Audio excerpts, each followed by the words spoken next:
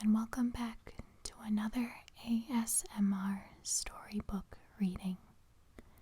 Today I will be reading to you another story from my favorite childhood book titled The Elves and the Shoemaker.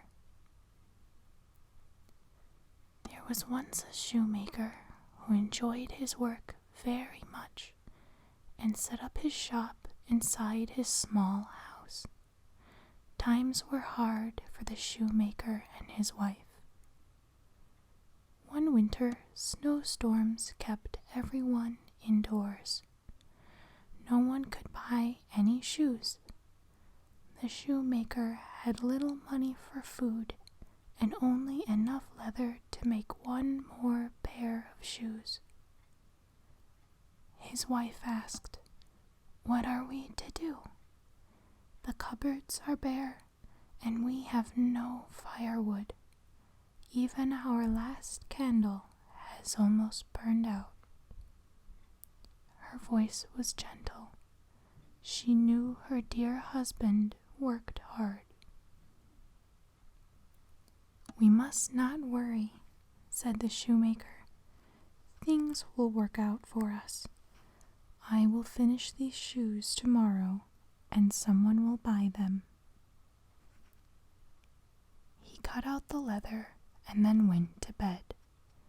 The shoemaker would finish working first thing in the morning. When the shoemaker woke up early the next morning, the whole house was cold. He shivered and was very tired. When he got to his workbench, the shoemaker thought he would find the pieces of leather just as he had left them. What he saw instead was a finished pair of shoes. The kind shoemaker was amazed. The shoemaker ran his hands over the shoes. Sure enough, they were made from the same leather that he had cut the previous night. The shoes were very beautiful. He could not have made better shoes himself. The shoemaker called for his wife to come and look at the wonderful shoes. She was just as amazed as he was. The couple did not know who had given them such a wonderful gift. They did know that the shoes were worth a lot of money. "What a great day," said the shoemaker.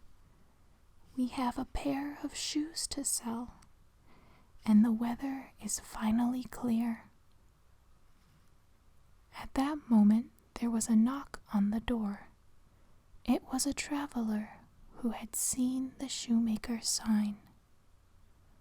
"I work for the king," he explained, "and I have been traveling in the countryside.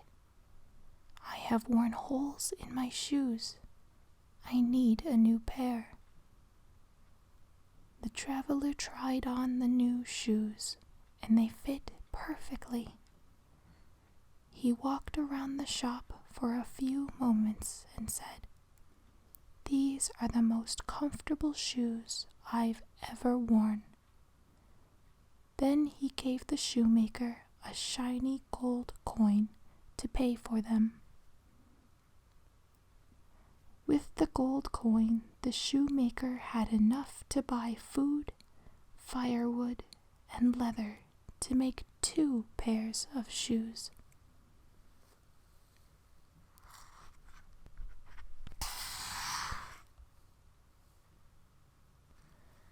The shoemaker also bought a wool shawl for his wife.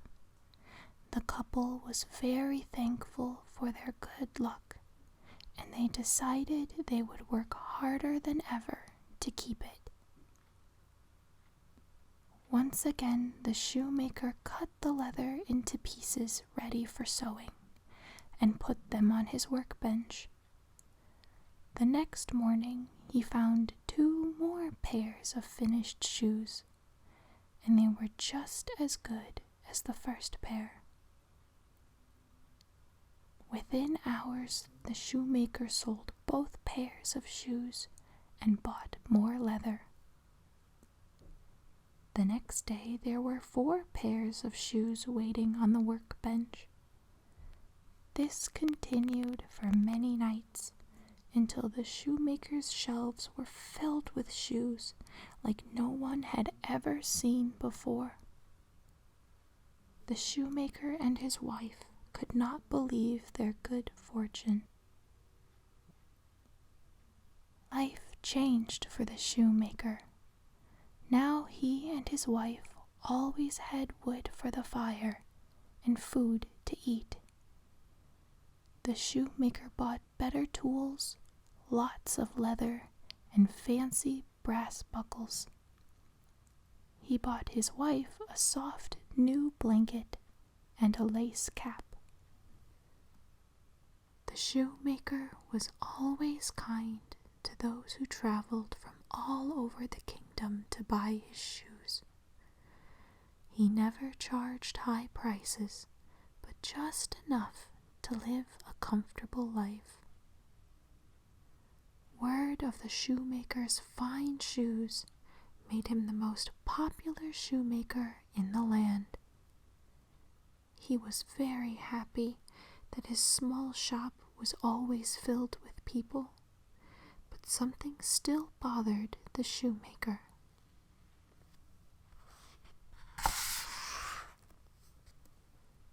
One evening he said to his wife, "Every night while we are tucked in our beds, someone is working hard to help us.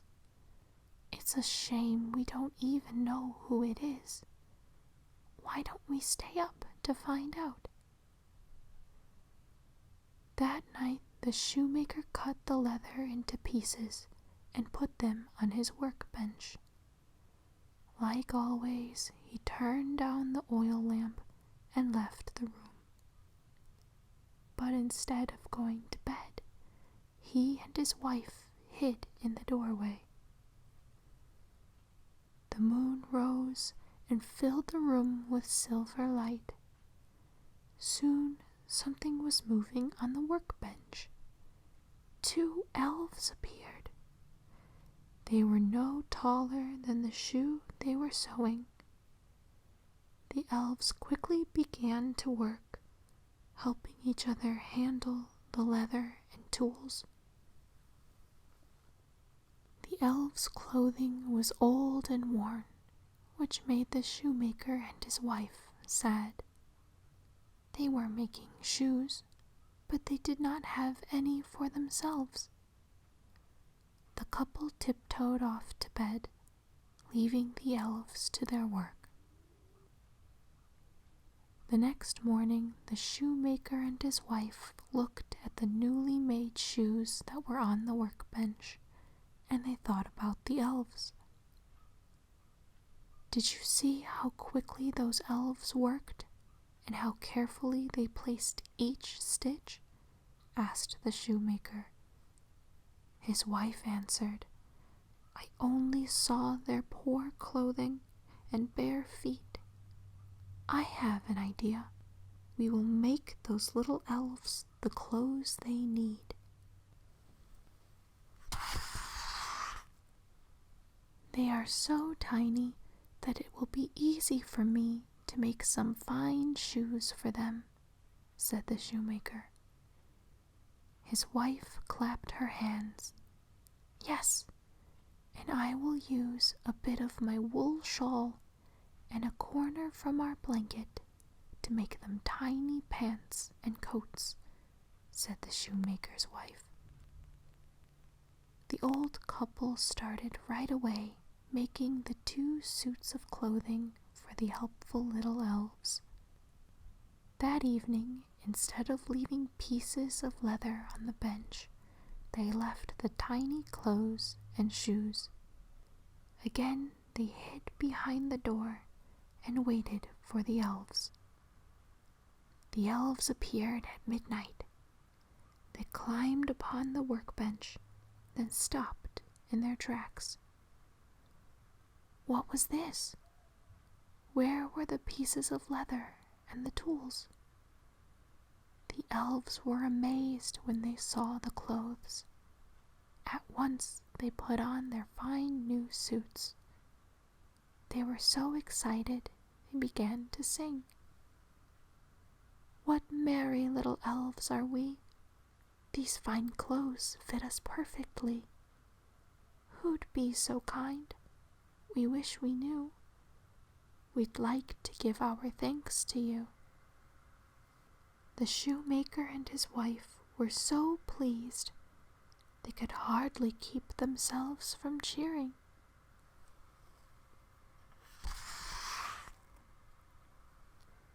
Weeks passed, and the shoemaker's shop was always filled with people. He still offered the finest shoes in the land, and people from all around wanted a pair. One thing had changed, though. The elves had not come back since the night they received their new suits of clothes. The shoemaker and his wife did not mind. The shoemaker enjoyed his work and was happy to be back at his workbench. He and his wife were glad that they could help the elves who had worked so hard and had been so nice to them. The end.